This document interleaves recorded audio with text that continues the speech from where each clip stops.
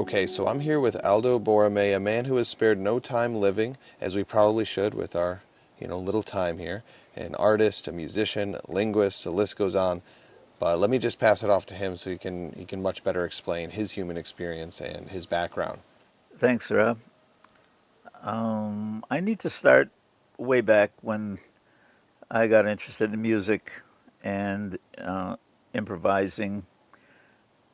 And over the years, it's become clear to me that I've improvised my way through my whole life. And by improvise, I'm talking about how I made meaning for myself. And one of the things, and that's why I call my art improvisational art, because art is the last endeavor of my creative life, and it it came to pass that I got so interested in improvisation. That's what I call my art. Uh, but I'm also interested in the education that I I was lucky enough to have. Uh, most of it was non-academic. I just learned from being. That's experiential learning, and I became interested enough in experiential learning that when the human potential movement came around, that was in the I think maybe the late 70s up into the middle 80s. I went to New York and engaged in the human potential movement, and most of it was people talking and expressing themselves in particular ways that they revealed to themselves certain things that they had blocked or put away. I mean, we all know that there are things that we don't remember and so on. So it all became very interesting through neurolinguistic programming and general semantics. These are both linguistic ways of learning about learning, and the expressional part of it, particularly, is came to be the most interesting part for me, because when I wrote my papers later on with my academic education at Binghamton University, I realized that even though I was writing about experiential learning, I also came to my own conclusion through my own experience of expressing music, for example, that expression and experience are synonymous. So this second generation experiential learning I call expressional learning. So how does that tie into my dual interest of not only making art but teaching other people how to appreciate art? Yeah, and that's what I met you, in your latest endeavor, which is being an artist and improvisational artist. And I know we had a conversation. I remember one of our earlier conversations is why some artists, including yourself, purposefully do not name their art. And the response was quite interesting. So let me ask you again, Aldo, why not name your creations? Because Well, people in educational circles will tell you that labels can be confusing, because sometimes the label doesn't exactly express the meaning. So to label something is actually it can prejudice you toward something that you are actually not feeling. Uh, so figurative art, they label figurative art because they're labeling exactly what you're looking at. You look at the Mona Lisa, you know it's the Mona Lisa. It's been named, so there's nothing abstract about that.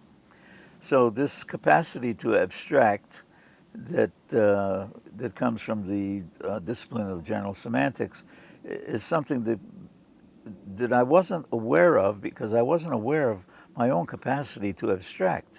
So becoming conscious of abstracting, I became more conscious of how I improvise music, how I improvise in my writing, how practically everything I do, I explain myself. When somebody says, "What do you mean?" I can tell them what I mean. as we're doing right now, yeah. Even over repeated, "What do you mean? What do you mean?" Some people get stumped after maybe three or four what do you means, even though that's become common parlance now. Everybody says, I mean, I mean. Well, no, I don't know what you mean. Tell me what you mean. Okay, so when it comes to art, and especially abstract art, you must give it a meaning. So when artists say you have to feel it, they're asking you to feel. So, what is the connection between feeling and meaning making? Meaning and feeling are synonymous. Expression and experience are synonymous. It's what the human organism does. So with language we can split with words what cannot be found split in nature. So that's what gives me the impetus to say that beholding art, that's not just looking at it, that's not just seeing it, that's not ignoring it. That means you behold it. You take it in as such a way that the word actually explains it. You hold it in consciousness for a moment. What does that mean? That means you give it your volitional attention. You just don't ignore it. You don't cheat it out of the possible meaning that it can have for you. And by the way, cheat yourself. Or, these expressions by artists are there for a reason. Their reason is to get themselves expressed.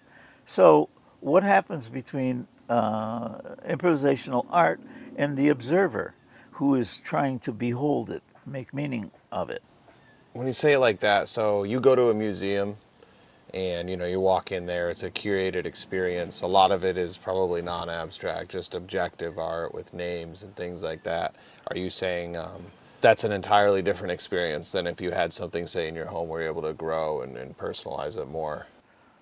Yeah, how can you continue to personalize a figurative piece? You know what it is. You enjoy looking at it, but what have you actually done? What has happened between you and the art? What I'm saying is there's something that occurs between the artist and the viewer in abstract art that does not happen in figurative art. Mm. And that puts you in a position of having to personalize it. That personalizing of it has to come through your own effort to experience it. Many people walk away from an abstract piece of art and they say, that gave me such a powerful feeling. I don't know what it was, And if you want to go back to the original abstract artists like Kandinsky, they made a whole language of how they produced their art. So one has to engage in the art, and I call that engagement abstracting. So, what is abstracting? It's a capacity that human beings have that has become more subliminal over the years, over the ages. I'm saying that abstracting is the kernel of how humans learn. So, becoming conscious of abstracting is more like becoming conscious of yourself and in the way that you observe the world and how you put it together. And, well, let's face it, when people use the word abstract, it's as if like it's not real. It's sort of imagined. It has no, you can't smell it, you can't touch it, you can't feel it. And yet there's such a thing as an abstract concept. These concepts are what we live by: liberty, freedom, love, justice. Think about it. Uh, we're abstracting those words and we're making meaning of them. You can do it visually when you look at art. With That's the removing the language, the linguistic part of that exactly. really As a matter of fact, I used a word before that I didn't takes the intend to shackles word. off. I used the word to appreciate art.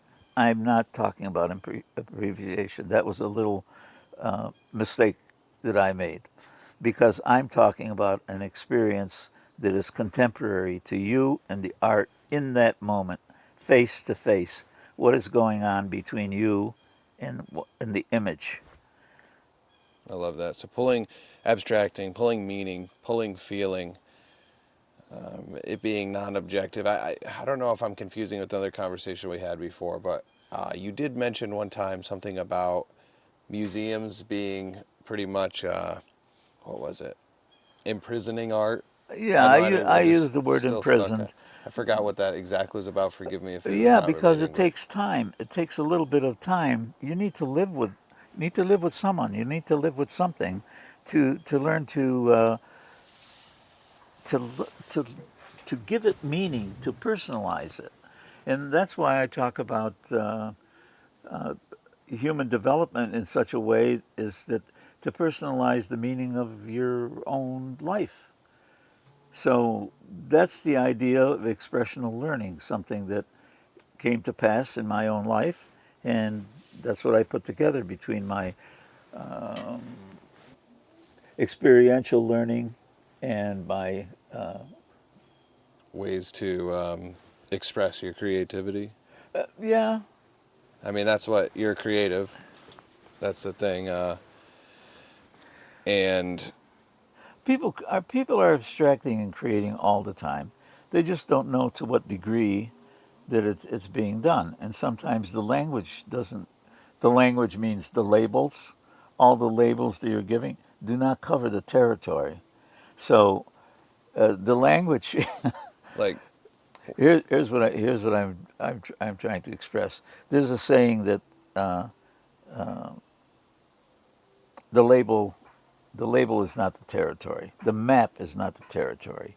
These labels are maps, but they don't express the entire territory. They only express part of it. You look at a map, that's not the reality of the ground that it's never even close, as a matter of fact. So language can confuse you and corrupt the meaning. like when I've read a book, especially before, or really only before seeing maybe the recreated movie or the movie created after the book is already released. I read the book first, and I already have it in my mind what I imagine this scenario as being. You go see the movie, and it can be quite a bit different than what I've created.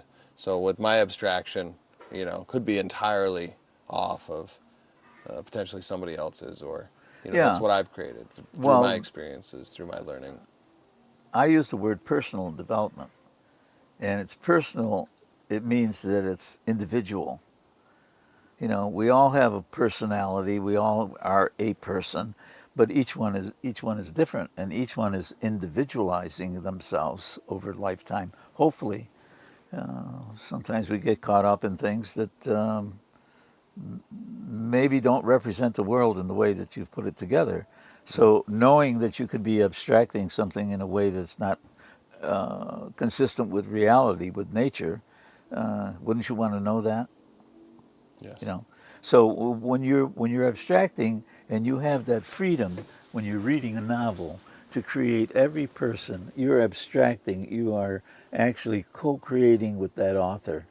Those words are coming into meaning as you read them because you have this capacity to abstract. Now, did anybody actually tell you that when you're reading a novel you're abstracting? No, because it's automatic. Making meaning is primordial. What we have forgotten is that we have that capacity, and to become conscious of making meaning is to become more conscious of yourself and other people around you. How are they abstracting? Most people are using the term "I mean." I mean. You hear this. You hear this every day on TV. You hear it every time somebody starts a sentence. Well, I mean. Well, what do you mean? And how did you make that meaning?